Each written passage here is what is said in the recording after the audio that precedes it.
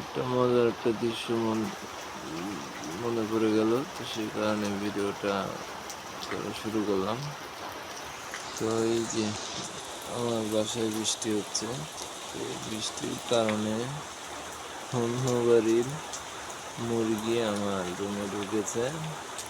তো মুরগিটাকে আমি আর তাড়িয়ে দিইনি, তো মুরগিটা এখনো আমার রুমে আছে। বৃষ্টির কারণে এক জায়গায় একভাবে দাঁড়িয়ে রয়েছে, আর বৃষ্টি হচ্ছে।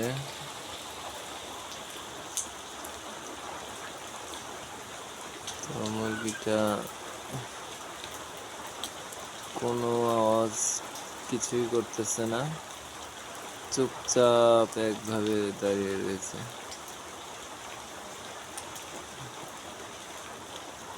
এই কারণে মুরগিটার ভিডিও করলাম।